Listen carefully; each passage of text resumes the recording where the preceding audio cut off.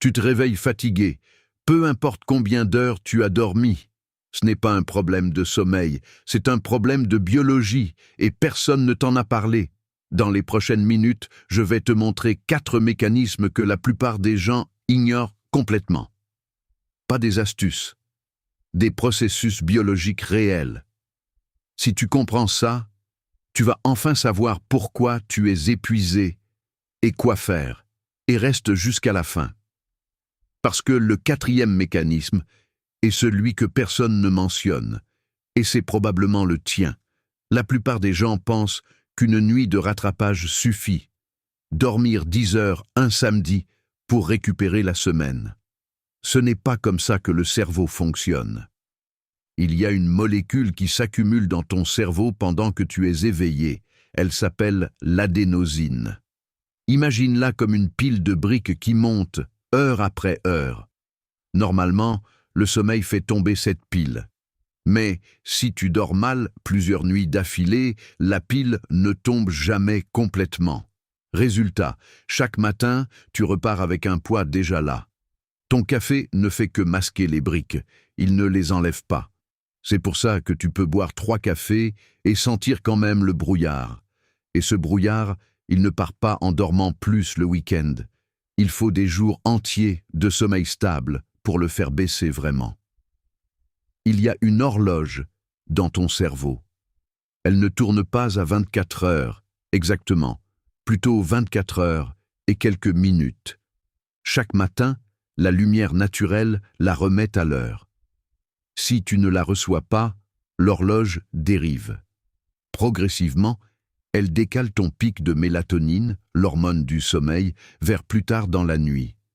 Concrètement, tu n'arrives plus à t'endormir avant minuit. Et le matin, ton réveil sonne en plein milieu du cycle profond. La plupart des gens cherchent la solution le soir. Des somnifères, de la mélatonine en comprimé, des applications de bruit blanc. Mais le vrai levier, c'est le matin. 10 minutes de lumière naturelle dans l'heure qui suit ton réveil. Pas besoin de soleil direct. La lumière du ciel suffit. C'est ce signal qui dit à ton cerveau quand la journée commence, et donc quand la nuit doit commencer.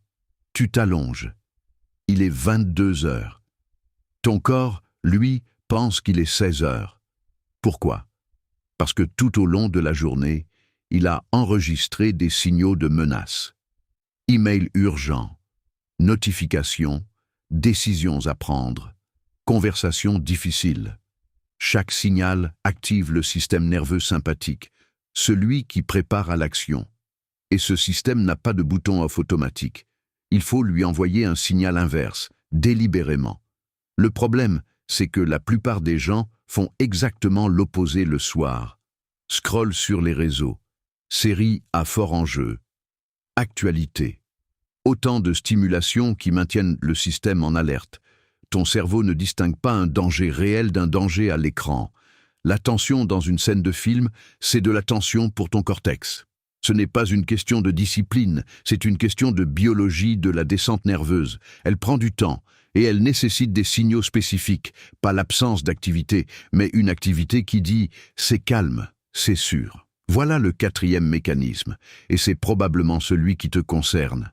Quand tu manges des glucides rapides le soir, pain blanc, pâtes, sucreries, ta glycémie monte. Puis, vers 2 ou 3 heures du matin, elle chute. Cette chute est détectée comme un signal d'urgence par le corps. Il libère du cortisol et de l'adrénaline pour remonter le taux de sucre. Et toi, tu te réveilles, souvent sans savoir pourquoi. Parfois c'est brutal, réveil à 3 heures, impossible de te rendormir. Parfois c'est subtil, tu n'as pas l'impression de te réveiller, mais tu restes en sommeil léger. Le lendemain matin, tu es épuisé malgré 8 heures au lit.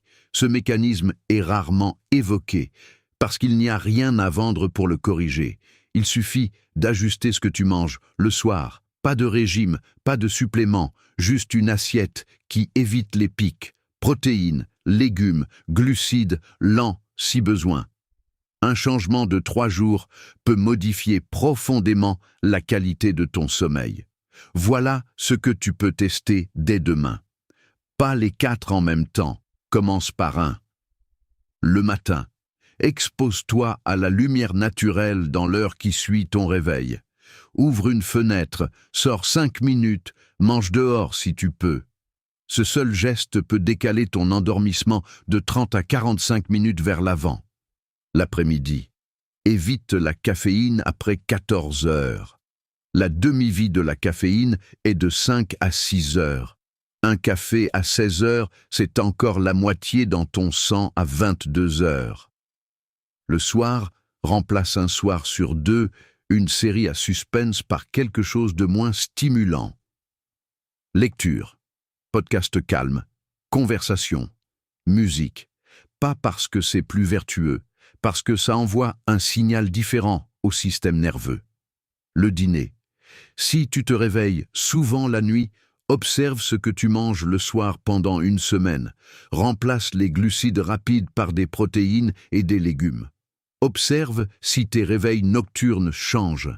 Ce ne sont pas des règles, ce sont des expériences à faire sur toi-même.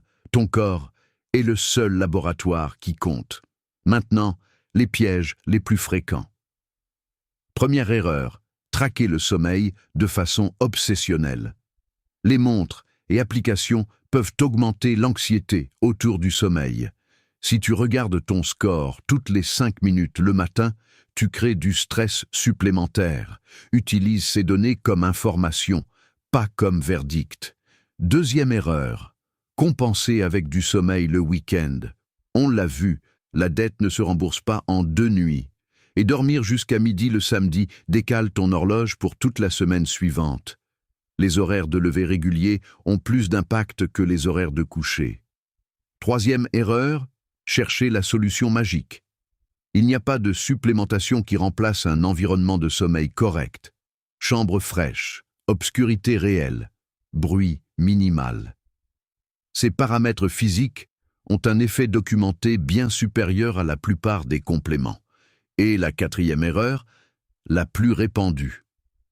Vouloir tout changer en même temps.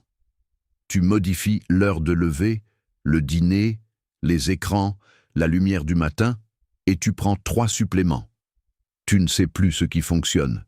Change une seule variable.